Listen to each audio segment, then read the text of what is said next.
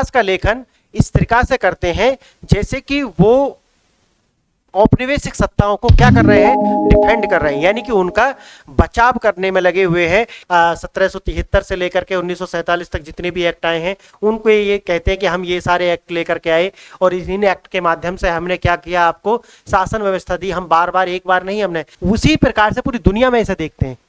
और आप जानते होंगे किस प्रकार से आप चाइना को देखते हैं, ठीक है। और चाइना की जो एमएनसीज है उनकी यही वैल्यू रह गई है, जबकि हो सकता है कि वो अमेरिका की कुछ कंपनी से ज्यादा फॉरवर्ड हो 5G को लेकर के। आपने देखा होगा इनको देखा जाए तो भारत कई अर्थों में क्या रहा था, विश्वगुरु रहा था। और आधुनिक भारत के निर्माताओं ने हाँ, ज्ञान कोश से सत्य, अहिंसा, सह अस्तित्व, विश्व मूलक नैतिकता, तो इस तरीका से आपको पहले उसका अर्थ समझना है। अर्थ समझने के बाद में फिर उसका क्या करना है, आधार देखना है। आधार देखने के बाद में फिर क्या करना है, उसका जांच करना है। और जांच करने के बाद में क्या देखना है, उसका निष्कर्ष देना है। इस फॉर्मेट में आप अपना आंसर लिख सकते हैं। अगर दोनों वो शक्तिशाली शुरू में थे, अगर उन पर अंग्रेज आधिपत्य चाहते तो वो नहीं हो पाता, क्योंकि वो दोनों में कहीं ना कहीं कहते ना कि दुश्मन का दुश्मन दोस्त होता है, उस टाइप का हो जाएगा कि दोनों दुश्मन है। अगर उन दोनों पे अटैक करते तो वो दोनों एक हो जाते और अंग्रेजों को क्या कर देते, घसीट देते वहां से।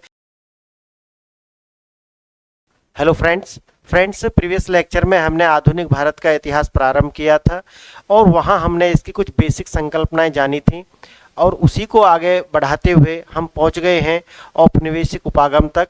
और अब हम देखेंगे इस लेक्चर में कि औपनिवेशिक उपागम क्या है। और जैसा कि मैंने आपको प्रीवियस लेक्चर में पढ़ाया है कि इतिहास, अगर आपको वास्तव में इतिहास पढ़ना है और उसी तरीका से पढ़ना है ताकि आपका एग्जाम क्लियर हो, मेंस का एग्जाम भी क्लियर हो, प्रीलिम्स ही नहीं, तो आपको यही एक तरीका है लेकर के चलने का, जहां आप फ्री में पेड कोर्स कर सकते हैं। इससे ज़्यादा कहीं आवश्यकता आपको करने की है नहीं।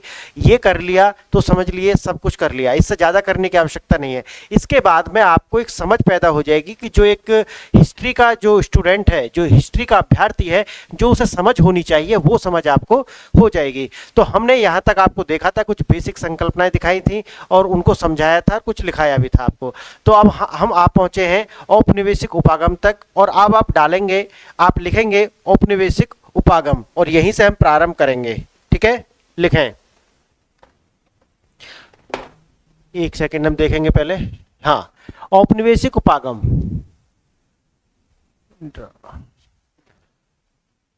ये लिखेंगे आप औपनिवेशिक उपागम। अब एक बार मैं आपको इसे पढ़ाता हूं और फिर उसके बाद में आपको मैं नोट कराऊंगा, ठीक है।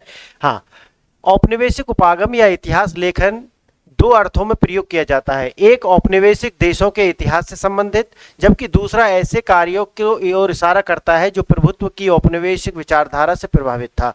आज अधिकतर इतिहासकारों ने औपनिवेशिक उपागम के दृष्टिगत लिखा है। वास्तव में औपनिवेशिक अधिकारियों द्वारा औपनिवेशिक देशों के बारे में लेखन कार्य प्रभुत्व की इच्छा एवं औपनिवेशिक शासन के औचित्य से संबद्ध था। साथ ही साथ पश्चिम संस्कृति और मूल्यों की प्रशंसा तथा व्यक्तियों का महिमा मंडन किया गया जिन्होंने औपनिवेशिक साम्राज्य को स्थापित किया। आगे आप ये देखेंगे, इसे अभी मैं आपको समझा दूंगा, इसे आप पहले मेरे साथ साथ देखते हुए चलें। जेम्स मिल, mount Stuart Elphinstone, Winston Smith एवं अन्य द्वारा लिखा गया। ये याद रखना, इनके नाम याद रख लेना है आपको। जेम्स मिल, mount Stuart Elphinstone, Winston Smith और अन्य के द्वारा लिखा गया भारत का इतिहास औपनिवेशिक उपागम का उचित उदाहरण है। इस प्रकार के वर्णन में भारत को अवरुद्ध समाज, पिछड़ी सभ्यता एवं सांस्कृतिक रूप से निकृष्ट दिखाया गया है, जबकि ब्रिटेन को उत्कृष्ट सभ्यता और उन्नत विज्ञान और प्रौद्योगिकी वाले देशों के रूप में महिमा मंडित किया गया है। हालांकि सभी ब्रिटिश ऐतिहासिक लेखन को एक समान रूप से औपनिवेशिक मानना सही नहीं है, क्योंकि 19वीं और 20वीं शताब्दी के पूर्वार्ध के दौरान औपनिवेशिक संप्रदाय के तहत विभिन्न उपागम और व्याख्या फ्रेमवर्क विकसित हुए। सार्वभौमिक रूप से औपनिवेशिक उपागम सांस्कृतिक आधिपत्य और स्थापित करने और भारत पर ब्रिटिश शासन के वैधीकरण के रूप में इतिहास का औचित्य प्रदान करने हेतु विचारात्मक प्रयास का एक भाग था। आपने इसे देखा, इसे पढ़ने से आपको समझ में आया कि इसे पढ़ने से आपको समझ में आया कि जो औपनिवेशिक लेखक हैं, जो औपनिवेशिक इतिहासकार हैं, वो इतिहास का लेखन इस तरीका से करते हैं जैसे कि वो औपनिवेशिक सत्ताओं को क्या कर रहे हैं, डिफेंड कर रहे हैं, यानी कि उनका बचाव करने में लगे हुए हैं कि नहीं नहीं वो ऐसे नहीं थे, बल्कि वो तो जो भारत की जो पिछड़ी संस्कृति और सभ्यता है, शिक्षा में जो पिछड़ा हुआ भारत था, जो गरीब था, उसके उत्थान के लिए यहाँ आए थे। क्यों? क्योंकि व्हाइट बर्डन थ्योरी, जो कि आपको पता है कि हमारे ऊपर इस प्रकार का एक बर्डन है कि हम व्हाइट स्किन के जो लोग हैं वो सुपीरियर हैं, और जो दुनिया जो पिछड़ी हुई है उसको हमें क्या करना है, आगे लेकर के आना है और उसका भी उद्धार करना है। कुछ इस प्रकार की जो मानसिकता थी ये उनकी थी। समझ गए आप? हाँ, तो अब आप इसमें लिखेंगे ये ब्रिटिश सरकार के पक्षधर हैं। आप पहला पॉइंट आप डालेंगे और लिखना प्रारंभ करेंगे। यहाँ पे लिखेंगे पहला क्या था, ब्रिटिश सरकार के पक्षधर।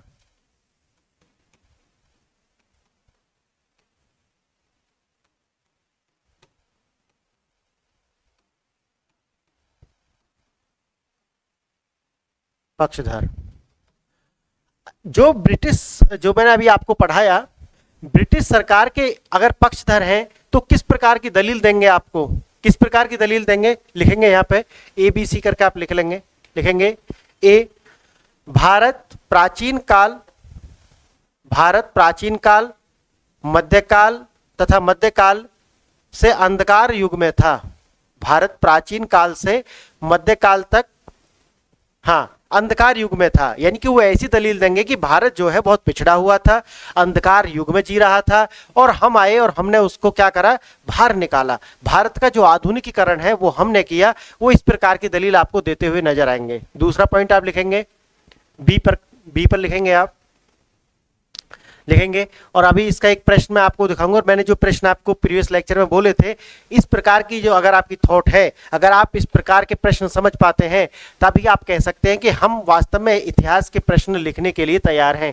और पिछले जो प्रीवियस लेक्चर हमने लिया है उसमें हमने बहुत सारी बातें डिस्कशन ऑलरेडी कर चुके हैं कि करना क्या है, आखिर उद्देश्य क्या है, करना क्या है आपको। यानी प्रश्न आपको समझ में आने चाहिए। अगर प्रश्न ही समझ में नहीं आएगा तो लिखेंगे क्या आप, फिर वही लिख पाएंगे जो आप समझे हैं, फिर वो नंबर भी उसी प्रकार से देगा, और फिर आप कहेंगे कि हमने तो 3 बार मेंस दे लिया, कुछ हुआ ही नहीं। हाँ, नहीं होगा, फिर चाहे 5 बार और दे लेना। जो कुछ आपने देखा होगा यूट्यूब पर, एक अलग ही टाइप की एक जनरेशन आई है अभी कि 5 इंटरव्यू दिए, 4 मेंस लिखे। क्या हो गया उससे, क्या हो गया? वो बंद कर दोगे आप 2 साल 3 साल बाद में, उससे होना कुछ नहीं है, सिर्फ लोभ लुभावनवाद है। वो अपनी कमी को और भी ज्यादा उजागर कर रहे हैं। आखिर वो उस तरह के ढीठ लोग थे कि बदल ही नहीं पाए अपने आप है। वो लगातार 5 करते रहे और बार बार एक ही नतीजा लेते रहे। इसमें कोई बहुत बड़ी बढ़ा चढ़ाकर कहने की आवश्यकता नहीं है कि हमने 5 मेंस लिख दिया और 5 इंटरव्यू दे दिया और ये फलाना ठिकाना। नहीं, इनसे बचें, क्योंकि वो ऐसे लोग हैं जो स्टेटस को पर लगे हुए हैं, लगातार उन्हें वही कार्य करना है। 1% लोग उनमें ऐसे होते हैं, जो मैंने क्यों आपको प्रीवियस लेक्चर्स में बताया है कि कुछ ऐसा है जो हम भी नहीं जानते कि वो हो क्यों रहा है। बदलाव लगातार करने के बावजूद भी रिजल्ट क्या होता है, लगातार रिपीट होता है। फिर उसे इस तरीका से महिमा मंडित करने की आवश्यकता भी नहीं है। समझ गए आप? हाँ, आप लिखेंगे दूसरा पॉइंट लिखेंगे, ब्रिटिश साम्राज्य की स्थापना की मंशा से, ब्रिटिश साम्राज्य की स्थापना की मंशा से नहीं आए थे। जैसा कि मैंने आपको प्रीवियस लेक्चर में बताया कि वो क्या कहते हैं कि नहीं, हम तो यहाँ पर आए थे सिर्फ व्यापार करने आए थे, और हम तो जो भारत अंधकार में जी रहा था, गरीबी थी, अशिक्षा थी, इस तरीका से उन्हें बाहर निकालने के लिए हम आए थे, क्योंकि सारा ठेका तो उन्होंने लिया हुआ है, ये सब है ना। हाँ, तो इस तरीका से वो बताते हैं आपको और कहते हैं कि हम यहाँ साम्राज्य स्थापना के लिए आए ही नहीं थे। दूसरा पॉइंट हो गया। हाँ, अगर प्रश्न में आता है तो ये आपको देने होंगे पॉइंट, इसीलिए लिखा रहा हूं और प्रश्न दिखाऊंगा अभी आपको। सी पॉइंट लिखेंगे, सी पॉइंट लिखेंगे ब्रिटिश शासन से भारत का आधुनिकीकरण हुआ। ब्रिटिश शासन से भारत का आधुनिकीकरण हुआ। हाँ, आधुनिकीकरण हुआ। तीसरा ये लिख लिया आपने, तीसरा पॉइंट। चौथा पॉइंट लिखेंगे, ये इसमें तो कुछ ऐसा समझाने के लिए है नहीं, वो ऐसा मानते हैं। आगे लिखेंगे ब्रिटिश, हाँ लिखेंगे ब्रिटिश का विरोध प्रायः भ्रामक और सांस्कृतिक भ्रामक और सांस्कृतिक कारणों से हुआ था। यानी कि वो ये कहते हैं कि नहीं, हमने कुछ नहीं किया, हमने कोई अत्याचार नहीं किए, हमने कुछ गलत नहीं किया, बल्कि जो भारतीयों ने हमारा जो विरोध किया, जिन कारणों से विरोध किया, वो क्या थे? सांस्कृतिक कारण थे। हाँ, वो हमारी कोई गलती नहीं थी, वो ऐसा बोलते हैं। कौन कौन ऐसा बोलते हैं?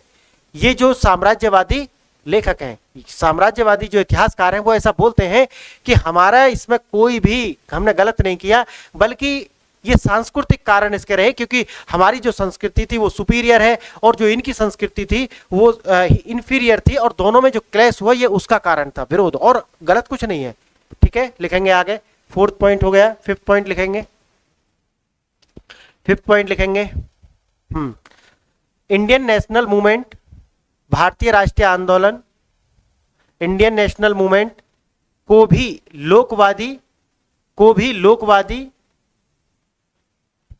लोकवादी कहते हैं।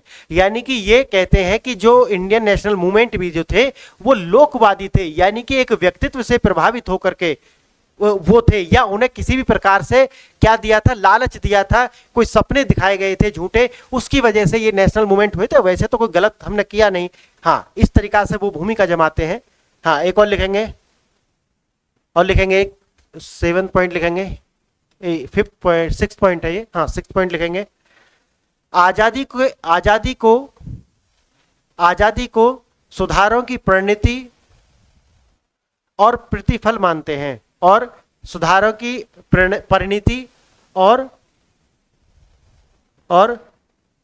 ब्रिटिश की प्रेरणा का प्रतिफल मानते हैं।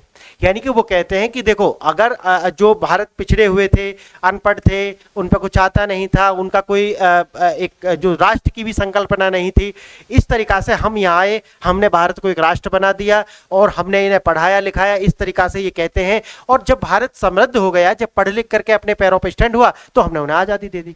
इस तरीका की जो धूर्तता है, ये आपको ये जो साम्राज्यवादी इतिहासकार है वो देखने के लिए मिलेंगे। और इसीलिए मैंने आपको प्रीवियस लेक्चर में, आप देखेंगे, पहले ही ये बता दिया है कि इतिहासकार कौन, बताया है। अगर प्रीवियस लेक्चर आपने देखा है तो आप उसे देखेंगे कि इतिहासकार है कौन। इतिहासकार हमेशा तथ्यात्मक बात करता है, और तथ्य जो होते हैं वो मूक होते हैं। मूक को वो क्या है कि भाषा देता है। इतिहासकार जो तथ्य है उनको क्या देता है? उनको एक भाषा देता है, यानी कि उनकी भाषा बन जाता है, स्पोक पर्सन होता है उनका। जो तथ्य इतिहास में लिखे गए हैं उनका स्पोक्स पर्सन कौन है? उनका स्पोक्स पर्सन? इतिहासकार। अगर हमें एक ट्राइंगल यहाँ पे बना दूं इस प्रकार से, तो यहाँ पे क्या हो सकता है कि मानो कोई इतिहासकार है, एक जो तथ्य है यानी कि जो फैक्ट है, जो एक फैक्ट है, उसके अलग अलग तरीका की जो व्याख्याएं हैं वो आती रहेंगी। आती क्यों है? जैसे कि मैंने आपको बताया कि वो साम्राज्यवादी इतिहासकार हो सकते हैं, वो राष्ट्रवादी इतिहासकार हो सकते हैं, वो मार्क्सवादी इतिहासकार हो सकते हैं, नारीवादी इतिहासकार हो सकते हैं, कुछ किसी भी तरीका के जो इतिहासकार है वो हो सकते हैं। वो अपने तरीका से क्या करते हैं, वो तथ्य जो होते हैं उन्हें मोड़ तरोड़ करके पेश करते हैं। इससे क्या होता है कि एक नई व्याख्या इतिहास की निकल करके आती है। तथ्य वो सेम है, लेकिन जो तथ्य है उनको तोड़ मरोड़ करके पेश करने से उनकी व्याख्या बदल जाती है। और जैसा कि मैंने बताया कि इतिहास जो होता है वो पूर्वाग्रहों से मुक्त होना चाहिए, बल्कि ऐसा होता नहीं है। कारण क्या है कि हमारी, जो मैंने पीछे भी लिखाया है, हमारी संस्कृति, हमारी जाति, हमारा धर्म, हमारा परिवेश, ये सारे के सारे कहीं ना कहीं हमारे सबकॉन्शियस माइंड के अंदर इनकलकेट हो जाते हैं। और जब इतिहास व्यक्ति लिखता है या कुछ भी लिखता है तो उसमें कहीं ना कहीं अपने वो व्यक्तित्व की झलक जो है वो देखने के लिए उन्हें मिल जाएगी। उन्हें वो जो व्यक्तित्व है वो छुपा नहीं पाते, और वो वहां पर महिमा मंडित करना प्रारंभ कर देते हैं, अगर वो गैर संकल्पनात्मक विषय है तो, इतिहास जैसा विषय है तो। आप समझ रहे हैं इसे? हाँ, अब बात आती है कि प्रश्न कैसे आते हैं। अब ये जो आप लिखा रहे हैं, हमने तो ऐसा इतिहास बहुत कम पढ़ा है। मैं यूट्यूब पर देखूंगे, आप यूट्यूब पर देखेंगे कि लोक लुभावनवाद जो टाइप की जो चलता है, कि इस तरीका का इतिहास आपको शुरू ही कहाँ से करेंगे। अच्छे अच्छे टॉपिक आपको पढ़ाएंगे, ज़्यादा से ज़्यादा लोग अट्रैक्ट हों। उन्हें पता भी नहीं है लोगों को कि करना क्या है। वो सोचते हैं कि अगर आपने इंडियन नेशनल मूवमेंट के अंदर खिलाफत आंदोलन पढ़ लिया, या आपने नॉन डिसोबीडियंट मूवमेंट पढ़ लिया, या फिर आपने नॉन अलाइन मूवमेंट पढ़ लिया, या आपने इस तरीका के कुछ जो करेक्टर्स जो थे वो पढ़ लिए, गांधी जी पढ़ लिया आपने, सुभाष जी पढ़ लिया आपने, चंद्रशेखर आजाद, तो सोचते हैं कि इतिहास हो गया। या आज़ादी जो 1947 का जो आज़ादी है, या 1905 का जो बंगाल विभाजन है, इस टाइप का अगर आपने पढ़ा है तो वो सोचते हैं ये इतिहास है। वास्तव में अगर आप मेंस की दृष्टि से आप देखते हैं, उनसे तो प्रीलिम्स भी नहीं हो पाएगा। तो इतिहास को इस तरीका से पढ़ना है जैसे मैं आपको पढ़ा रहा हूं, और ये है वो इतिहास जो आपको पढ़ना चाहिए। यहां से आप कह सकते हैं कि अब इतिहास शुरू हुआ है। समझ गए आप? अब प्रश्न देखेंगे, आप प्रश्न देखेंगे कि क्या आपको ये प्रश्न समझ में आया। अगर आपने अभी तक YouTube से तैयारी की थी तो ये प्रश्न आपको बिल्कुल समझ में नहीं आएगा। कारण है कि YouTube की औकात नहीं है कि जो लोग आकर के YouTube पर इस तरीका से पढ़ा सकें या इस तरीका की संकल्पना आपको पढ़ा सकें। एक भी लेक्चर नहीं है, मैं गारंटी से कह सकता हूं। और ये मैं क्यों कर पा रहा हूं, क्योंकि जैसा कि मैं ऑलरेडी बता चुका हूं कि ये दर्द से हम गुजरे हैं, इस दर्द से हम गुजरे हैं, इसीलिए वो दर्द आपको ना हो, ये इसलिए मैं कर रहा हूं। नहीं तो मेरे भी पास विकल्प है कि मैं भी कुछ ऐसे लोक लुभावन बात के टॉपिक आपको लेकर, आप YouTube पे देखते होंगे कि ऐसे जो टॉपिक ला करके लोग मिलियंस और मिलियंस व्यूज लेकर आ रहे हैं, जिनका पेपर से कोई लेन देन है ही नहीं, कोई मतलब नहीं है। ये मार्केट स्ट्रेटजी होती है, हम भी वो कर सकते हैं, लेकिन मेरी नैतिकता वो करने के लिए मुझे बोलती नहीं है, और मैं वो करूंगा भी नहीं। लेक्चर में कम कर सकता हूं, टाइम में ला सकता हूं, लेकिन उस तरीका का इस चैनल पे मैं नहीं करूंगा, इस चैनल पे मैं नहीं करूंगा। ठीक है, ये प्योर और प्योर यूपीएससी के लिए है, और इसकी मानसिकता यहाँ इस चैनल पे ये एक मानसिकता है सिलेक्शन, व्यूज ज्यादा हो या कम हो। अगर व्यूज की बात होती तो आप खुद भी देख रहे हैं कि व्यूज कितने आ रहे हैं इस पे, है ना। हाँ, तो इसका कोई मतलब नहीं है। और ये वैसा टॉपिक होते तो बहुत व्यूज आते। तो आप, मैं भी जानता हूं, क्योंकि मैं टाइम लगा रहा हूं। आपको पता है 1 घंटा का लेक्चर में डालने के लिए मुझे 3 से 4 घंटे का टाइम लगेगा। 3 से 4 घंटे का टाइम मैं लगाता हूं, फिर क्योंकि मुझे भी पता कितने सब्सक्राइबर आ रहे हैं, कितने जो व्यूज आ रहे हैं, आप देखेंगे तो उसके बाद भी, और ये लगातार चालू रहेगा। ऐसा नहीं है कि मैं इसे कोई बंद कर दूंगा, नहीं। हाँ, फ्रीक्वेंसी कम हो सकती है, लेकिन लगातार जारी रहेगा। आज ना तो आज के दिन लोगों को समझ में आ जाएगा। अब देखो प्रश्न किस प्रकार से आएंगे। वैसे तो मैं लगातार प्रश्न इसमें इसलिए दिखा रहा हूं ताकि ये जो थोड़ा सा जटिल है, और जटिल है क्योंकि आने वाले टाइम में तो फिर वो एक फिर फ्लो में चलेगा। ये अगर आपको यहां से समझ में आ गया, क्योंकि ये है बेस। अगर हमने ये हवा हवाई कर दिया तो आने वाले टाइम में आप इतिहास के साथ न्याय नहीं कर पाएंगे। आप इतिहास को फिर जैसा उन्होंने लिखा है उसी तरीका से पढ़ के चले जाएंगे। अगर आपसे पूछा जाएगा इस प्रकार का जो प्रश्न, तो आप फिर समझ नहीं आएगा। जैसे प्रश्न क्या है देखना, लिखो अपनी कॉपी में लिखना, प्रश्न लिखना पहले। हाँ, लिखेंगे नवीन भारत का निर्माण, नवीन भारत का निर्माण अतीत के प्रभुत, अतीत के प्रभुत, प्रभुत ऐसे लिखेंगे, अतीत के प्रभुत आरेखों से नहीं, आरेखों से नहीं, बल्कि समकालीन, बल्कि समकालीन ऊर्जिस्व, ऊर्जिस्व ऐसे लिखेंगे, ऊर्जिस्व, समकालीन, हाँ, समकालीन ऊर्जिस्व पश्चिम के बारंबार अंतक्षेपण से हुआ है, बारंबार अंतक्षेपण से हुआ है। अंतक्षेपण ऐसे लिखेंगे,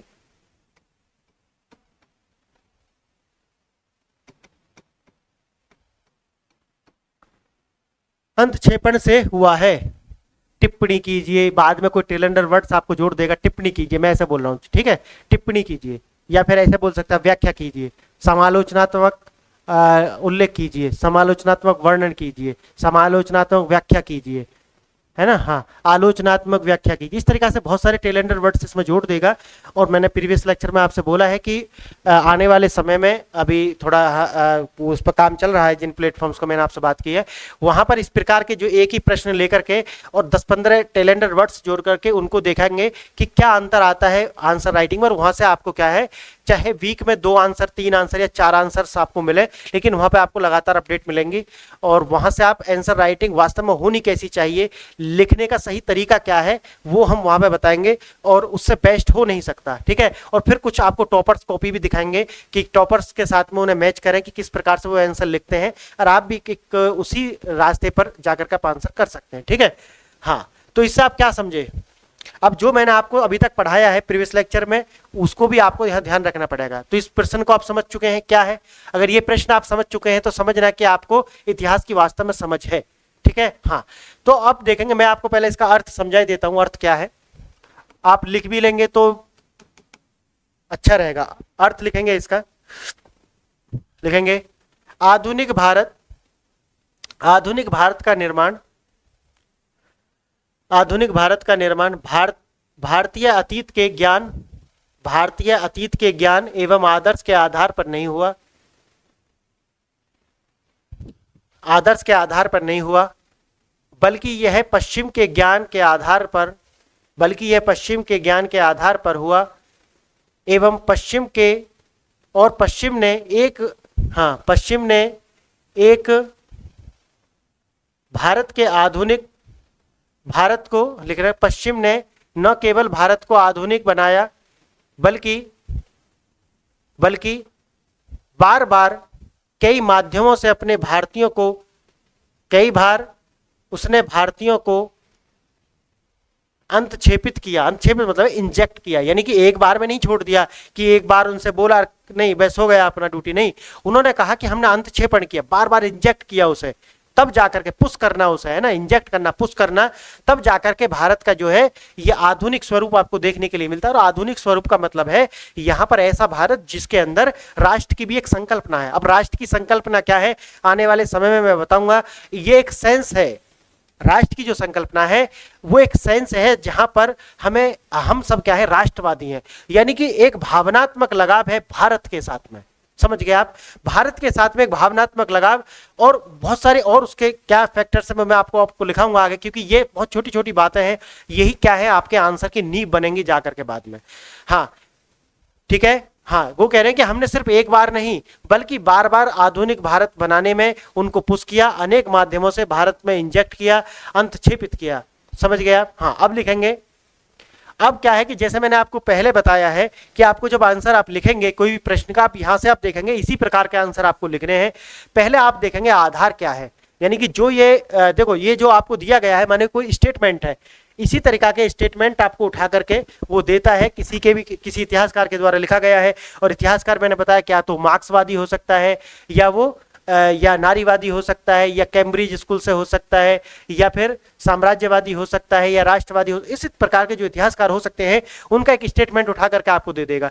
अगर आपको वास्तव में इतिहास की समझ नहीं है तो फिर आप क्या करेंगे, वो आप सोचेंगे कि जो इसने दिया है, मतलब जो इसने दिया है एग्जामिनर ने वो सही दिया होगा, और आप बस उसी की व्याख्या करने लग जाते हैं। अगर आपको इतिहास की समझ नहीं है, अगर आपको इतिहास की समझ है तो आप क्या करेंगे, जो मैंने आपको पहले बताया कि पहले उसके आधार को आप चेक करेंगे, उसका अर्थ क्या है पहले वो समझेंगे, फिर उसका आधार देखेंगे, आधार में आप फिर ये देखेंगे कि ये तथ्य क्या है इसके पीछे, या तथ्य नहीं है तो तर्क क्या है, तर्क कमजोर तो नहीं है, अगर तर्क कमजोर नहीं है तो फिर कैसा है, मजबूत तर्क है, और मजबूत तर्क है तो फिर उसकी कंपैरिजन करेंगे। अगर वो क्या है साम्राज्यवादी इतिहासकार है तो उसका किससे आप कंपैरिजन करेंगे, जो राष्ट्रवादी इतिहासकार है, फिर उन दोनों का जो है आप बताएंगे कि नहीं नहीं ये जो कह रहे हैं ये उसका एक परिप्रेक्ष्य है, ये सिर्फ एकमात्र सत्य नहीं है ना। हाँ, ये पूर्णतः सत्य नहीं है, याद करो मैंने प्रीवियस लेक्चर में आपको बताया था, ये भी चेक करना है कि सत्य है, अर्ध सत्य है, पूर्ण सत्य है, या फिर सत्य है। ठीक है, इस तरीका से आप उसके अलग अलग आधारों पर जाकर के उसे चेक करेंगे, फिर उसका एक निष्कर्ष निकालेंगे,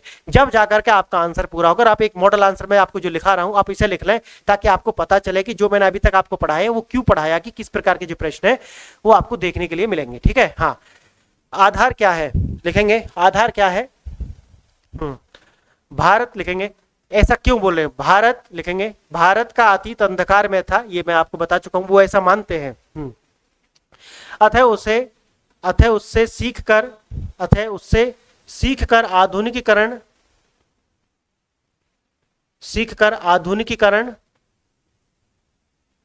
किया गया।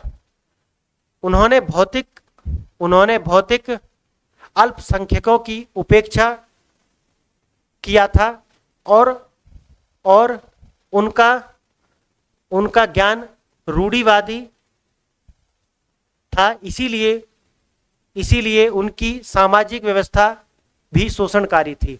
यानी कि वो ऐसा मानते हैं कि क्योंकि भारत जो है एक अंधकार युग में जी रहा था, इसीलिए उनमें क्या था कि भेदभाव था, जो अल्पसंख्यक थे उनके साथ अत्याचार थे, उनकी उपेक्षा की गई थी, भारत इसीलिए डेवलप नहीं था, विकास नहीं कर पा रहा था।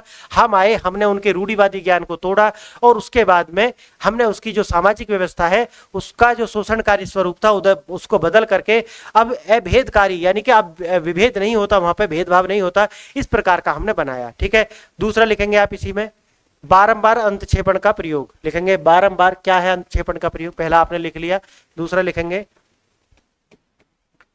बारंबार अंतक्षेपण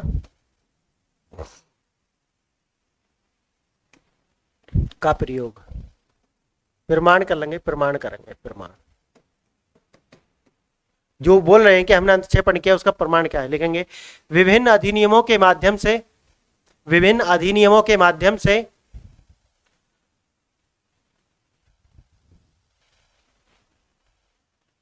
विधि के शासन, लिखेंगे विभिन्न अधिनियमों के माध्यम से विधि के शासन की स्थापना और आधुनिक नौकरशाही की स्थापना की गई। आपको पता है विभिन्न 1773 से लेकर के 1947 तक जितने भी एक्ट आए हैं उनको ये कहते हैं कि हम ये सारे एक्ट लेकर के आए और इन एक्ट के माध्यम से हमने क्या किया, आपको शासन व्यवस्था दी। हम बार बार, एक बार नहीं, हमने बार बार हम एक्ट लेकर के आए। हमने आपकी सती प्रथा को खत्म किया, हमने आपके जो बाल विवाह, ये सब तरीका के वो तर्क देते हैं। लिखेंगे विभिन्न विभिन्न नियमों के माध्यम से समाज सुधार किए, विभिन्न नियमों के माध्यम से समाज सुधार किए। आगे लिखेंगे पश्चिमी शिक्षा, डॉट लिख करके भी आप इसमें लिख सकते हैं इस तरीका से, लिखेंगे पश्चिमी शिक्षा जिसने तर्क बुद्धिवाद के, पश्चिमी शिक्षा जिसने तर्क बुद्धिवाद के रास्ते समाज, संस्कृति और राजनीति आदि सभी को आधुनिकीकरण मार्ग पर अग्रसर किया।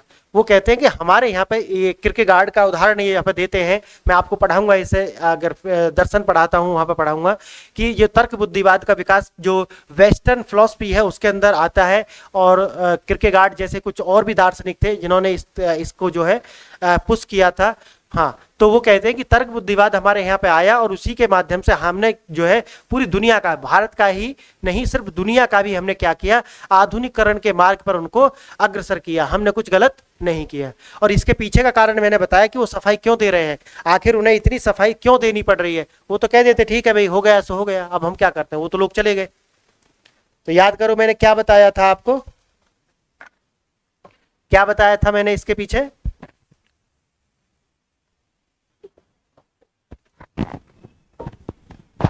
हाँ, यानी कि उनको अपने आप को सोफिस्टिकेटेड दिखाना है।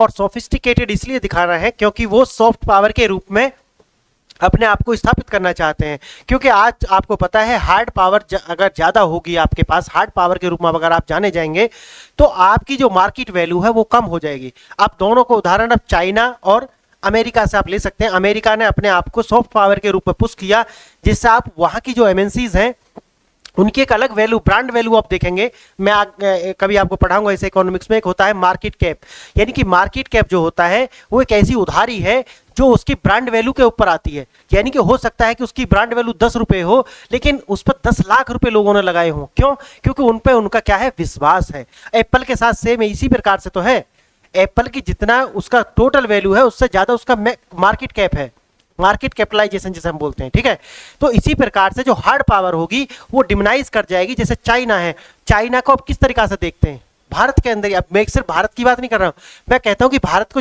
के अंदर जिस तरीका से चाइना को देखते हैं, चाइना के प्रोडक्ट्स को देखते हैं, उसी प्रकार से पूरी दुनिया में इसे देखते हैं। और आप जानते होंगे किस प्रकार से आप चाइना को देखते हैं। ठीक है, और चाइना की जो एमएनसीज है उनकी यही वैल्यू रह गई है, जबकि हो सकता है कि वो अमेरिका की कुछ कंपनी से ज्यादा फॉरवर्ड हो 5G को लेकर के, आपने देखा होगा। लेकिन उसकी जो वैल्यू है वो क्यों कम है? क्योंकि चाइना एक हार्ड पावर को पुश करता है, वो सोफिस्टिकेटेड मैनर में है नहीं, इसीलिए उसकी जो ब्रांड वैल्यूज है, उसके जो प्रोडक्ट है उनकी ब्रांड वैल्यू बहुत कम है। इसीलिए कोई नहीं चाहता कि उसकी जो छवि है वो एक तानाशाह या फिर एक हार्ड पावर कंट्री के रूप में जाए। और अगर ऐसा है तो आने वाले समय में वो पिछड़ जाएगा। क्यों? क्योंकि आज के आधुनिक समाज में ऐसे किसी भी विचारधारा के लिए कोई स्थान नहीं बचा है और आने वाले समय में नहीं बचेगा, उसका बहिष्कार हो जाएगा। और अगर आज आप वेस्ट को देखेंगे, अगर वहां उन्हें जाना है, क्योंकि आपको पता है, ये मैं ऑलरेडी पढ़ा चुका हूं कि पूरा जो विश्व है एक ग्लोबल विलेज के कंसेप्ट पर आधारित है। हर किसी की एक दूसरे से जरूरत है, और जरूरत वो अपने जीवन को चलाने के लिए भी है। अगर आप ये मानसिकता लोगों की बन जाएगी, ये तो शोषणकारी रहे हैं, इनके जो एंसेस्टर्स थे वो शोषणकारी रहे हैं, इनकी मानसिकता ये होती है कि पहले वो वहाँ आते हैं और फिर धीरे धीरे से उनकी जो इंस्टीट्यूशन है उनको कैप्चर करके उन लोगों को गुलाम बना लेते हैं। तो इनके लिए लोग अपने दरवाजे बंद कर लेंगे, इनके लिए दरवाजे नहीं खोलेंगे, इनके शक की दृष्टि से लोग देखना प्रारंभ कर देंगे। और वही शक मिटाने के लिए इन्होंने इस तरीका की जो विचारधारा है उसे पुश करना प्रारंभ किया। ये जो लेखक आप देख रहे हैं ना, इतिहासकार, वो इसीलिए चिल्ला रहे हैं।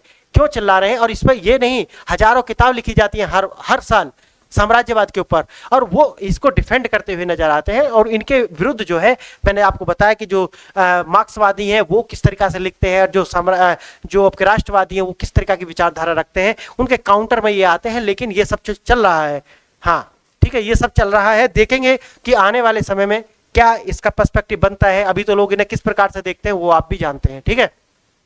अब लिखेंगे, हाँ, पश्चिमी शिक्षा जिसने, ये तो मैंने आपको बता दिया। लिखेंगे टिप्पणी। अब देखेंगे, हमने जांच करेंगे उस आधार की, जो आधार इन्होंने दिए हैं। आधार क्या क्या दिए हैं उन्होंने, जैसा कि आपको बता दिया है कि भाई हमारे जो है तर्क बुद्धिवाद का विकास हुआ, उसके आधार को हमने तो पूरी दुनिया में अंदर फैला दिया।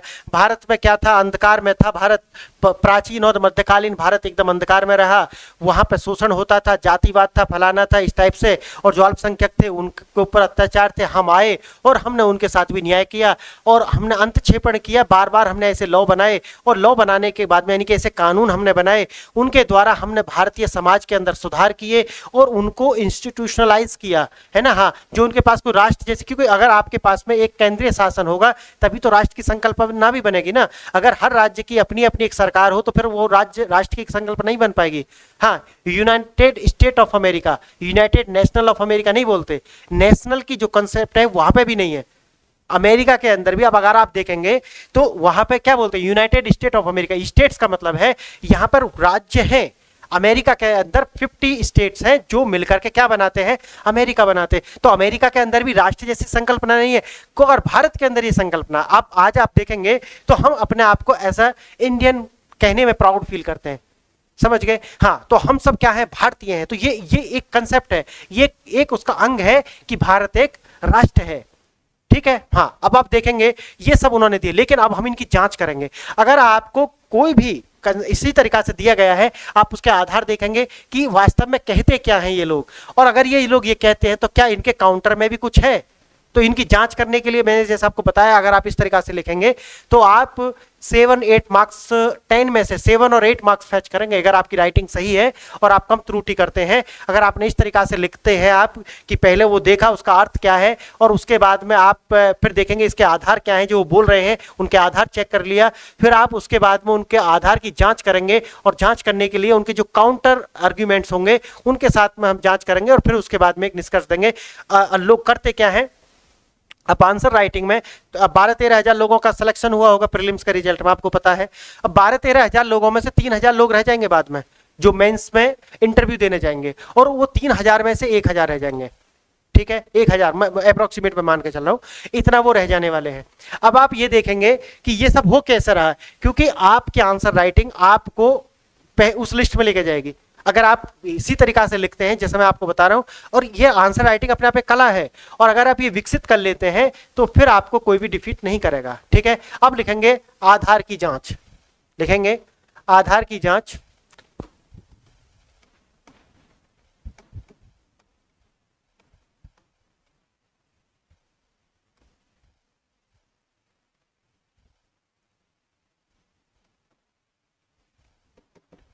लिखेंगे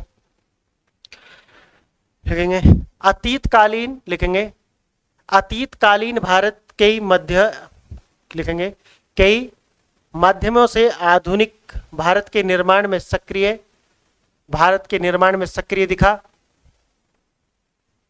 जैसे कि राजा राम मोहन राय, दयानंद सरस्वती, विवेकानंद, नारायण गुरु, गांधी, एनी बेसेंट आदि के सुधार एवं राजनीतिक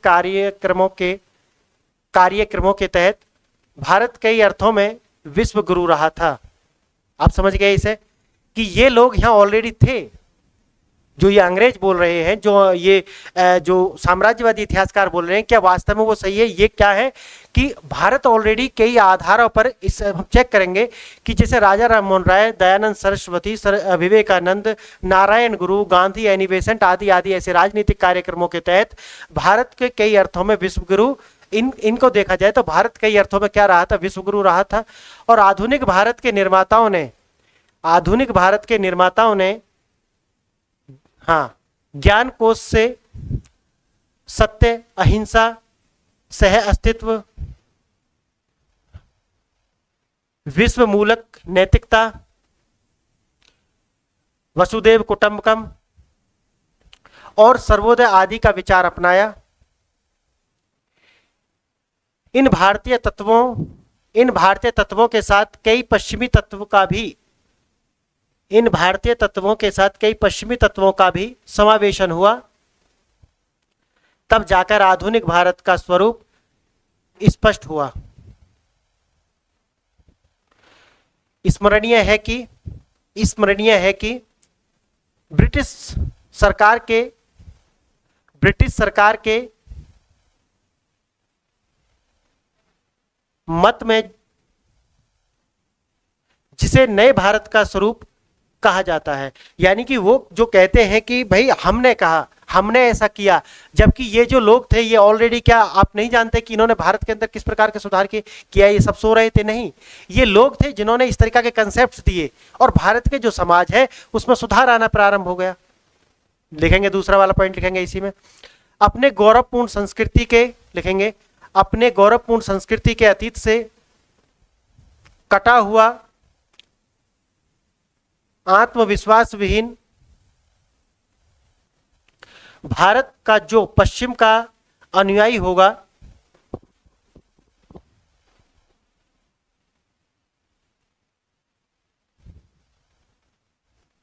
अपने गौरवपूर्ण संस्कृति के अतीत से कटा हुआ, आत्मविश्वास विहीन भारत जो पश्चिम का अनुयायी होगा, वो तो ऐसा ही मानते थे ना कि हम इसलिए भारत को जो है उसके गौरवपूर्ण अतीत से काट रहे हैं, क्योंकि अगर वो अपने गौरवपूर्ण अतीत से अगर कट जाएगा तो इसका मतलब है कि फिर वो जो पश्चिम की जो संस्कृति है उसको स्वीकार कर लेगा। अगर वो अपने अतीत से जुड़ा रहेगा, अपनी महान संस्कृति से जुड़ा रहेगा, तो वो जानेगा कि हमारे यहाँ तो आर्यभट्ट हुए हैं, हमारे यहाँ तो वराहमिहिर हुए हैं, हमारे यहाँ तो बुद्ध हुए हैं, महावीर हुए हैं। तो अगर वो यहाँ इस तरीके के लोगों को पढ़ लेगा तो फिर वो पश्चिम की संस्कृति को तो कदापि स्वीकार नहीं करेगा। अगर उन्हें पश्चिम की संस्कृति को स्वीकार कराना है तो उन्हें क्या करना होगा? उन्हें ये जो भारतीय लोग हैं इनको इनकी जो परिपूर्ण संस्कृति है उनसे अलग काटना होगा। समझ रहे हैं आप? हाँ, आगे लिखेंगे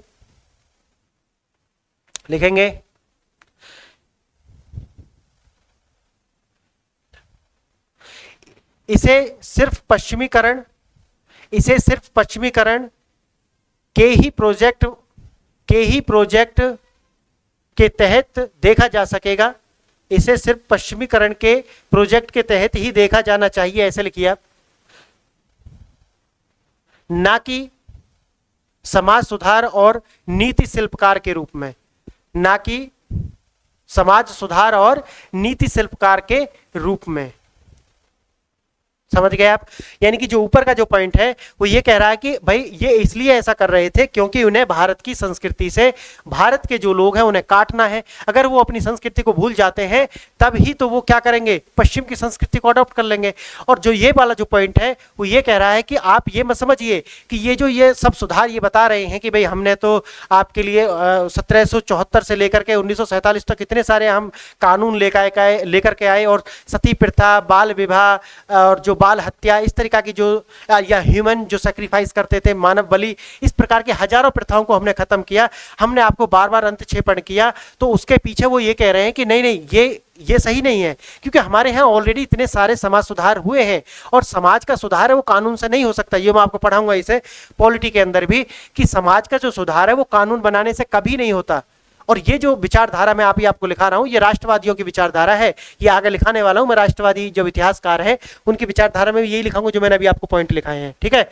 हाँ, तो आप ये मत देखिए कि ये जो सुधार थे ये भारतीय समाज के सुधार थे, नहीं, ये अपने आप के जो प्रोजेक्ट था किसका? पश्चिमीकरण करने का, जो साम्राज्यवाद फैलाने का जो प्रोजेक्ट था उसी को क्या कर रहे थे, पुश कर रहे थे, ना कि ये हमारे कानून के शिल्पकार थे, नीतियों के शिल्पकार नहीं थे। ठीक है, और इसके लिए वो कहते हैं कि क्योंकि आगे आप चलो लिख सकते हैं, एक पॉइंट और लिख लीजिए। वो कहते हैं कि देखो क्योंकि हमारे यहाँ पे जो शिक्षा थी वो कितनी थी, 9%। पूरे भारत में कितने इंजीनियर थे, 1000। ठीक है, भारत की जो रेट जो था, जो पढ़े लिखे लोग थे वो कितने थे 9%। हाँ, और भारत में जो शिक्षा का बजट था वो कितना था, बहुत कम रखा गया था। तो अगर आप बजट कम रखेंगे, आप शिक्षा को प्रोत्साहित नहीं करेंगे, आप यहाँ पर स्कूल नहीं बनवाएंगे, अगर आप यहाँ पर सिर्फ क्या कर रहे हैं, बांटो और राज करो की नीति कर रहे हैं। ठीक है, तो उन्होंने क्या किया, लिखना आप, इसीलिए उन्होंने लिखेंगे इस पॉइंट में, इसीलिए उन्होंने शिक्षा का बजट कम रखा और भारत के उद्योगों को बाधित किया, और बांटो और राज करो की नीति के तहत क्षेत्र, धर्म, जाति के आधार पर पश्चिमीकरण करने का प्रयास किया। समझ गए आप? यानी कि भारतीय समाज जो है उसे जाति के आधार पर, धर्म के आधार पर, है ना, हाँ, क्षेत्र के आधार पर बांट दिया और उस पर उन्होंने क्या की, राजनीति की। ठीक है, और शिक्षा का बजट कम रखा क्योंकि अगर वो पढ़ जाएंगे तो फिर वो यहाँ पर क्या करेंगे, जॉब मांगेंगे आपसे, जॉब में, और अगर वो जॉब आपसे मांगेंगे तो बराबर की साझेदारी मांगेंगे, पार्टिसिपेशन बराबर होने चाहिए। फिर आप ये नहीं कर सकते कि ये जो व्हाइट चमड़ी का जो व्यक्ति है इसको इसी पद पर ज्यादा नौकरी के पैसे मिलेंगे और आपको कम मिलेंगे, या आप इस पद के लिए क्या है, उपयुक्त नहीं है। आप ऐसा नहीं कह सकते फिर। और बहुत सारे और भी कारण है कि जब व्यक्ति पढ़ेगा तो उसके अंदर इंटेलेक्चुअल हो जाएगा वो, और वो कहेगा कि ये लोग यहाँ पे क्या कर रहे हैं, हम अपने भारत का विकास तो खुद कर लेंगे, आप यहाँ से निकलो। समझ गए आप? ये उन्हें खतरा था। इसीलिए ये जो राष्ट्रवादियों के जो तर्क है, मैंने आपको 3-4 तर्क अभी लिखाए हैं, इसके साथ आप उसकी कंपैरिजन करेंगे और उसके बाद में आप एक निष्कर्ष देंगे। आप निष्कर्ष लिखेंगे इसका, आप एक निष्कर्ष लिखेंगे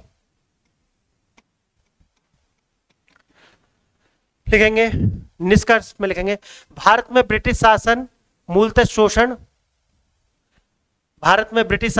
शोषण, भेदभाव और दमन पर आधारित था, जो कि साम्राज्यवाद का परिणाम था।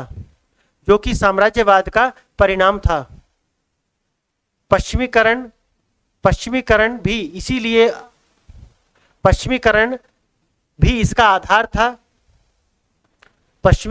इसका आधार था। वास्तविक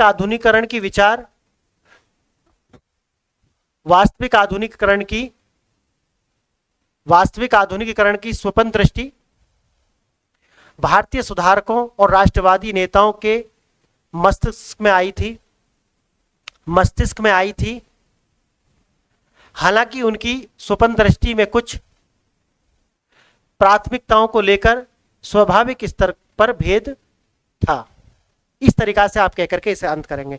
तो आप समझ गए हैं कि जो ये अगर कोई व्यक्ति और होता तो इस वाले स्टेटमेंट को किस प्रकार से, ये जो प्रश्न है ये अगर एग्जाम में आता है तो आप इस वाले प्रश्न को किस तरीका से एड्रेस करना चाहिए। जबकि अधिकतर लोग क्या करेंगे, अगर 10,000 या 13,000 लोग आंसर राइटिंग कर रहे हैं तो वो सोचेंगे कि ये जो स्टेटमेंट दिया है एग्जामिनर थोड़ी ना गलत देगा, तो इसी स्टेटमेंट को वो क्या करना शुरू कर देंगे, इसे ही डिफेंड करना शुरू कर देंगे और वो बताना शुरू कर देंगे कि हाँ 1774 से लेकर के जितने भी एक्ट वो लेकर आए उनका हवाला देना वो प्रारंभ कर देंगे, है ना। और उसी तरीका से बता देंगे कि हाँ देखो सामाजिक सुधार ये लेकर के आए हैं, राजनीतिक सुधार ये लेकर के आए हैं, इंस्टीट्यूशनल जो रिफॉर्म्स है ये लेकर के आए हैं। और इस तरीका से आप कह सकते हैं कि हाँ भारतीयों का जो आधुनिक भारत का जो निर्माण है वो भारत के जो उसके जो प्राचीन आरेख है उन पर नहीं हुआ, बल्कि जो अंग्रेज थे उनके अंतक्षेपण से हुआ है। ये कर देता वो सिद्ध, जबकि ये आंसर क्या हो जाता, गलत हो जाता और 1-2 नंबर लेकर के वो बाहर हो जाता, और बाद में जब वो फेल हो जाता तो कहता कि मैंने 5 बार मेंस लिखा है। समझ गए आप? तो इस तरीका से आपको पहले उसका अर्थ समझना है, अर्थ समझने के बाद में फिर उसका क्या करना है, आधार देखना है, आधार देखने के बाद में फिर क्या करना है, उसका जांच करना है, और जांच करने के बाद में क्या देखना है, उसका निष्कर्ष देना है। इस फॉर्मेट में आप अपना आंसर लिख सकते हैं जो मैंने आपको भी बताया है। ठीक है, एक प्रश्न मैंने आपको और बोला था उसे भी आप लिखेंगे। एक प्रश्न मैंने आपको बोला था, लिखेंगे उसे, ब्रिटिश साम्राज्य की स्थापना के पीछे न कोई मंशा थी और न कोई योजना। टिप्पणी करें। आप बताइए कि आप ये जो स्टेटमेंट है इसे आप किस आधार पर देखते हैं? अगर आप इसके साथ जस्टिस कर पाएंगे? कर पाएंगे? अगर मैं आपको इसे लिखने के लिए बोलूं तो आप कैसे लिखेंगे? बोलिए, लिख सकते हैं क्या आप इसे? सबसे पहले आप क्या देखेंगे? अर्थ क्या है इसका देखेंगे आप, अर्थ क्या है इसका। फिर उसके बाद क्या देखेंगे आप? आधार क्या है। हाँ, उसके बाद में आप क्या करेंगे? जांच करेंगे इसके आधार की जो दिए गए हैं, और उसके बाद में आप क्या करेंगे? निष्कर्ष देना प्रारंभ कर देंगे। यही करेंगे आप, ठीक है। आप लिखेंगे इसे, लिखेंगे भाई, पहले लिखेंगे, पहले लिखेंगे आप, ए करके लिखेंगे। वो क्या कहते हैं? ब्रिटिश जो इतिहासकार है, साम्राज्यवादी इतिहासकार है, वो क्या कहते हैं कि हम व्यापारी थे। लिखेंगे, हम व्यापारी थे। यही तो उसका आधार है, आधार में ही हम इसे लिख रहे हैं, हम व्यापारी थे। फिर लिखेंगे, भारतीय राज्य हमलावर थे और आपसी हमलावर थे और आपसी युद्धों में उलझे हुए थे। अतः हमको अपनी सुरक्षा के लिए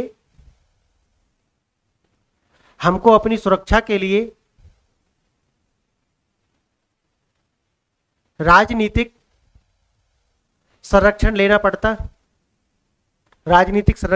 क्योंकि ये जो प्रश्न है, जैसे मैंने आपको बताया है कि वो कह रहे हैं कि देखो, अगर उनका ये सिद्ध करना है कि जो यहाँ पर ब्रिटिश आए थे, और ब्रिटिश क्यों आए थे वो मैं आगे भी आपको बताऊंगा यहाँ पे भी, कि उनका एक जो ब्रिटेन की जो सरकार थी, उन्हीं के क्या थे, ये इम्प्लांटेड लोग थे। जो ईस्ट इंडिया कंपनी है उसी की इम्प्लांटेड थी। ये राष्ट्रवादी जो अपना तर्क देंगे उसके द्वारा हम सिद्ध करने का प्रयास करेंगे कि राष्ट्रवादी कौन कौन से ऐसे तर्क देते हैं कि जो ये सिद्ध हो जाएगा कि जो कंपनी जो थी वो सिर्फ कंपनी नहीं थी। अगर जो ब्रिटिश की सरकार थी उसे अलग करके क्यों दिखाती, ये मैं आपको ऑलरेडी बता चुका हूं। ऐसा अलग करके दिखाने का कारण क्या है, और ये इतिहासकार जो बोल रहे हैं इनका ऐसा बोलने का कारण क्या है, वो दोनों ये किताबों में नहीं मिलेगा आपको, ये सिर्फ मैं बता सकता हूं आपको। और अब इसके पीछे, अब आप जो ये मैं लिखा रहा हूं, ये आपको एकदम स्पष्ट हो जाएगा कि ये जो लिखा रहे हैं इसके पीछे वही रणनीति चल रही है। ये लिख ऐसा क्यों, बोल क्यों रही है ऐसा, उसका आज बोलने का क्या कारण है, आज भी उसकी उपयोगिता क्या है, यही मैं आपको बताना चाह रहा हूँ। और वो आप जो बोलते हैं ना कि इन्होंने जाकर के क्या करना शुरू किया कि एक राजा को जाकर के संरक्षण लिया या उसको संरक्षण दिया और दूसरे पर उसका अटैक कराया। जब वो दोनों उनमें से एक हार गया तो फिर उसको भी नष्ट कर दिया, फिर तीसरे में जाकर के मिल गए। इस तरीका का है, आपको दिखाएंगे ना, हम इसे लिखाएंगे सारा। तो वो कह रहे हैं कि देखो, भारत के जो राजा है वो आपस में लड़ रहे थे, हमें क्या चाहिए, अपनी सुरक्षा चाहिए थी। हमें सुरक्षा चाहिए तो हमें तो किसी ना किसी राजा के साथ में क्या रखना पड़ता, अपना एक संबंध बनाकर रखना पड़ता। हाँ, तो वही हमने किया। तो हमने क्या गलत कर दिया? सी लिखेंगे, इसी में बी हो गया, सी लिखेंगे। विभिन्न युद्धों के लिए तत्कालीन भारतीय राजाओं को लिखेंगे, विभिन्न युद्धों के लिए समकालीन भारतीय राजाओं को दोषी ठहराया जाना चाहिए। जैसे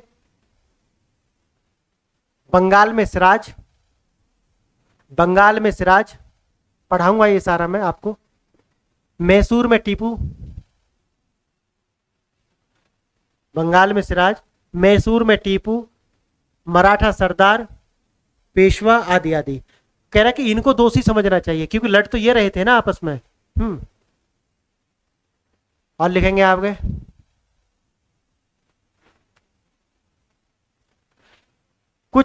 हाँ लिखेंगे, कुछ मामलों में इतिहास लिखेंगे, कुछ मामलों में इतिहास ब्रिटिश अधिकारियों की आक्रामकता एवं कंपनी की विस्तार की मंशा को भी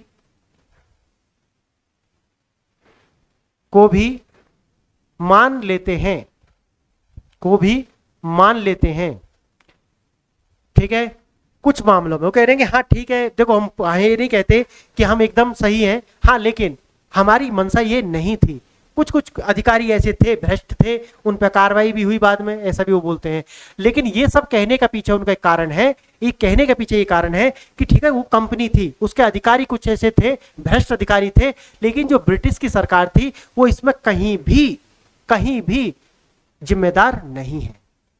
समझ गए? हमारी सरकार साफ सुथरी है, वो तो एक प्राइवेट कंपनी थी, उसके भ्रष्ट अधिकारी थे, वो उन्होंने इस तरीका से किया, उन्हें सजा मिली, इस तरीका से वो अपने आप की ब्रिटिश की जो सरकार है उसका बचाव करते हुए नजर आते हैं। क्या वास्तव में ये सही है? इसकी जांच हम करेंगे, राष्ट्रवादी इतिहासकार क्या कहते हैं इसके विषय में वो हम देखेंगे। आगे लिखेंगे जांच, जांच लिखेंगे, आधार की जांच, या ऐसे भी लिख सकते हैं।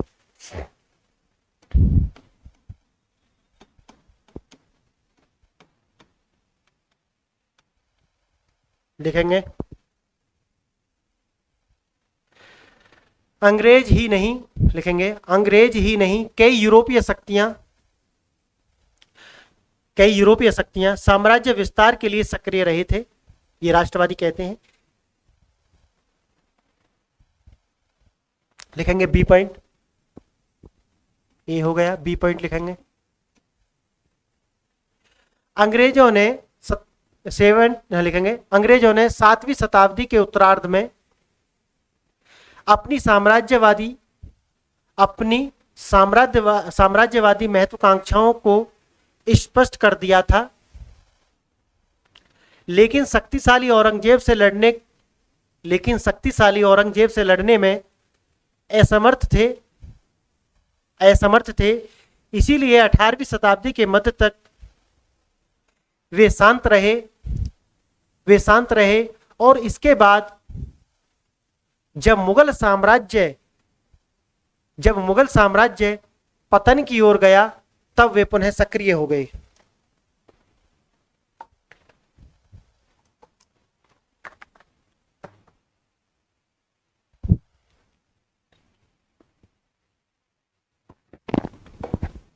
वो सक्रिय हो गए, लिखेंगे सी पॉइंट इसमें।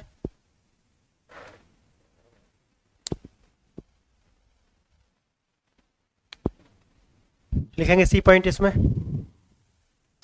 ब्रिटिश सरकार यानी कि ब्रिटिश ने भारतीय राज्यों को कई प्रकार की रणनीतियों के माध्यम से जीता।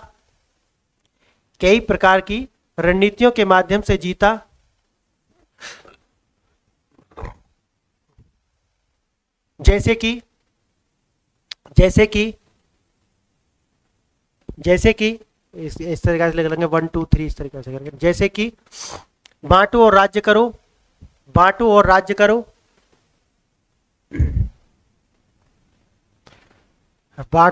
करो, जहां एक राजा को दूसरे के विरुद्ध खड़ा करना और राजा के राज्य में उसके प्रतिद्वंदी को खड़ा करना। उदाहरण के लिए बंगाल में सिराज के विरुद्ध मीर जाफर को खड़ा करना, जैसे कि बंगाल में सिराज के विरुद्ध मीर जाफर को खड़ा करना, और मैसूर के विरुद्ध मराठों को और निजाम को खड़ा करना। लिखेंगे इसमें इस प्रकार की मोर्चेबंदी के द्वारा अंत में दोनों को अधीनस्थ कर लेना। जब दोनों लड़ते हुए कमजोर हो जाएंगे, अगर दोनों वो शक्तिशाली शुरू में थे, अगर उन पर अंग्रेज आधिपत्य चाहते तो वो नहीं हो पाता, क्योंकि वो दोनों में कहीं ना कहीं कहते ना कि दुश्मन का दुश्मन दोस्त होता है, उस टाइप का हो जाएगा कि दोनों दुश्मन है। अगर उन दोनों पे अटैक करते तो वो दोनों एक हो जाते और अंग्रेजों को क्या कर देते, घसीट देते वहां से। इसलिए अंग्रेजों ने क्या किया, पहले उन दोनों को लड़ाया, वो कमजोर हो गए। अगर वो कमजोर हो गए तो अब अंग्रेज उनको क्या कर सकते हैं, अब आसानी से उन पर आधिपत्य कर सकते हैं। बस यही थी रणनीति। लिखेंगे बी इसी में सेकंड पॉइंट में लिख लेंगे आप। ब्रिटिश साम्राज्य की स्थापना में घेरे की नीति। अब मैं सारा पढ़ाने वाला हूं आपको आगे। ब्रिटिश साम्राज्य की स्थापना में घेरे की नीति, सहायक संधि, अधीनस्थ पृथक्करण की नीति, बेंटिंग के शांतिपूर्ण जीत की नीति और और डलहौजी की विलय की नीति, डलहौजी के विलय की नीति वस्तुतः एक महत्वाकांक्षी योजना के उत्तरोत्तर विकास का प्रभाव ही था। ठीक है, लिखेंगे इस क्रम में, नीचे लिखेंगे लाइन चेंज करके, पैराग्राफ चेंज कर लेंगे। इस क्रम में, हाँ पैराग्राफ चेंज करेंगे और लिखेंगे यहां से, इस क्रम में यह भी स्मरणीय है कि स्वयं ब्रिटिश सरकार ही साम्राज्यवाद की मास्टरमाइंड थी, जिसने कंपनी के माध्यम से भारत को जीता और 1858 में उस पर प्रभुत्व स्थापित कर लिया। आपको पता है, मैं आपको पढ़ाऊंगा ये वाला, कि जो कंपनी है उसके कितने फेज थे, यानी कि एक फेज था शुरू में जो 1857 की क्रांति तक चलता है, और 18 की जो 57 की क्रांति होती है उसके बाद में जो ब्रिटिश की सरकार है वो पूरी की पूरी जो सत्ता है भारत की वो अपने हाथों में ले लेती है और कंपनी को एक सिर्फ कंपनी मात्र बना करके छोड़ देती है। अब ये जो राष्ट्रवादी हैं वो ये तर्क देते हैं कि आपको नहीं पता कि ये जो ब्रिटिश की जो सरकार थी उसका एक मोहरा था सिर्फ ब्रिटिश ईस्ट इंडिया कंपनी। उन्होंने ये तय किया था कि अगर ब्रिटिश ईस्ट इंडिया कंपनी कहीं जाती है तो हम उनको क्या करेंगे, अगर हम अपनी सेना के द्वारा प्रभुत्व स्थापित करना चाहते हैं पूरे वर्ल्ड पर तो हम कर नहीं पाएंगे, मुश्किल हो जाएगा। तो बेहतर होगा कि कंपनी बनाइए आप, और उनको जिस भी चीज़ की आवश्यकता होगी, सेना की आवश्यकता होगी और किसी भी और पैसे की आवश्यकता होगी तो वो हम देने के लिए तैयार हैं। ठीक है, हम वो बैक साइड से कार्य करते रहेंगे और हमारी कंपनी जाकर के वहां पर उनके जो पॉलिटिकल इंटरफेरेंस है वो करेगी, और जब वहां की सरकार कमजोर हो जाएगी और जब हमें लगेगा कि अब कंपनी को वहां से हटा देना चाहिए, अब हमारा कार्य हो गया, तब हम वहां पे ये अपना जो प्रभुत्व वो स्थापित कर लेंगे। तो ये मैं आगे लिखाऊंगा आपको, अभी आप इसी तरह देख लीजिए ये प्रश्न के माध्यम से। ठीक है, तो 1858 में उस पर प्रत्यक्ष नियंत्रण कर लिया। और इस क्रम में दो बातें और भी उल्लेखनीय है। पहली क्या है लिखेंगे, पहली क्या है, दो बातें। पहली बात लिखेंगे, ब्रिटिश गवर्नमेंट ने कंपनी को जीत की अनुमति दी, जो मैंने अभी बताया आपको, जीत की अनुमति दी और कई प्रकार से सहयोग दिया। और बी लिखेंगे, ब्रिटिश सरकार 1773 से संसद के कानूनों और कई और माध्यमों से भारतीय शासन में हस्तक्षेप कर रही थी। ये बात भी सिद्ध हो जाती है ना। हाँ, कानून तो वहीं ब्रिटिश पार्लियामेंट से पास होते थे, तो फिर कैसे कह सकते हैं कि ब्रिटिश सरकार इसमें उत्तरदायी नहीं है। जिस तरीका के अत्याचार ये जो कंपनी के नाम पर जो पूरे वर्ल्ड में इन्होंने किए हैं, ये किस तरीका से डिफेंड कर सकते हैं, है ना। हाँ, तो ये नहीं कर सकते, ये बचाव करते हैं। और बचाव क्यों करते हैं मैं ऑलरेडी बता चुका हूं उसे बार बार, क्योंकि ये समझ होनी बहुत जरूरी है, इंटरव्यू में पूछ सकते हैं आपसे। यानी लिखेंगे, अब लिखेंगे, इस पैराग्राफ चेंज करेंगे, यानी कि भारत ब्रिटिश गवर्नमेंट का शासन दो चरणों में रहा। भारत में ब्रिटिश गवर्नमेंट का शासन दो चरणों में रहा, 1773 से 1858 तक, और 1858 के बाद प्रत्यक्ष रूप से, यानी कि अप्रत्यक्ष रूप से रहा 1773 से 1858 तक अप्रत्यक्ष रूप से,